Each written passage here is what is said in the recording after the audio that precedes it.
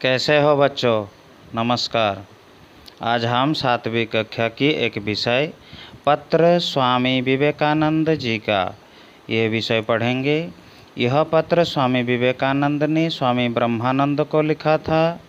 इसमें धर्म के वास्तविक रूप का सार समझाया गया है। स्वामी विवेकानंद ने अकाल पीड़ित देशवासियों की सेवा के लिए अपने सन्यासी गुरु भाइयों से अपील की थी कि आश्रम और पूजा पाठ पर जो धन खर्च किया जाता है उसे कम करके बचे हुए पैसों को गरीबों की सेवा सहायता में खर्च करना चाहिए। ओम नमो भगवते रामकृष्णाय। अल्मेड़ा 1 जुलाई 1897। अभिन्न हृदयेषु। हमारी संस्था के उद्देश्य का पहला प्रूफ संशोधित करके आज तुम्हारे पास वापस भेज रहा हूँ। उनके नियम वाले अंश जो हमारी संस्था के सदस्यों ने पढ़े थे अशुद्धियों से भरे हैं, उसे सावधानी से ठीक करके छपवाना, नहीं तो लोग हंसेंगे। बरहमपुर में जैसा काम हो रहा है वह बहुत ही अच्छा है। इसी प्रकार के कामों की विजयी होगी। क्या मात्र मतवाद और सिद्धांत हृदय को स्पर्श कर सकते हैं? कर्ममय आदर्श जीवन यापन करो। सिद्धांत और मतों का क्या मूल्य? दर्शन, योग, तपस्या, पूजा गृह, अक्षत, चावल या साग का भोग से सब व्यक्तिगत अथवा देशगत धर्म है, किंतु दूसरों की भलाई और सेवा करना एक महान सर्वलौकिक धर्म है। आबाल, वृद्ध, वनिता, चांडाल, यहाँ तक कि पशु भी इस धर्म को ग्रहण कर सकते हैं। क्या मात्र किसी निषेधात्मक धर्म से काम चल सकता है? पत्थर कभी अनैतिक कर्म नहीं करता, गाय कभी झूठ नहीं बोलती, वृक्ष कभी चोरी या डकैती नहीं करते। परंतु इससे होता क्या है? माना कि तुम चोरी नहीं करते, ना झूठ बोलते हो, ना अनैतिक जीवन व्यतीत करते हो, बल्कि 4 घंटे प्रतिदिन ध्यान करते हो और उसके दुगने घंटे तक भक्तिपूर्वक घंटी बजाते हो, परंतु अंत में उसका उपयोग क्या है? वह कार्य यद्यपि थोड़ा ही है, परंतु सदा के लिए बरहमपुर तुम्हारे चरणों पर नत हो गया है। अब जैसा तुम चाहते हो वैसा ही लोग करेंगे। अब तुम्हें लोगों से यह तर्क नहीं करना पड़ेगा। श्री रामकृष्ण भगवान हैं। काम के बिना केवल व्याख्यान क्या कर सकता है? क्या मीठे शब्दों से रोटी चिपड़ा जा सकता है?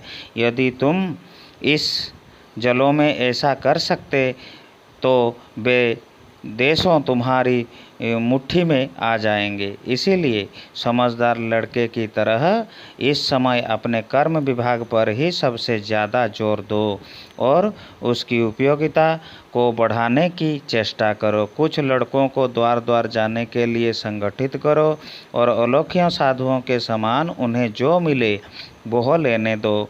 धन, पुराने वस्त्र, चावल, खाद्यान्न पदार्थ या और जो कुछ भी मिले फिर उसे बांट दो। वास्तव में यही सच्चा कार्य है। इसके बाद लोगों में श्रद्धा होगी और फिर तुम जो कहोगे वो करेंगे।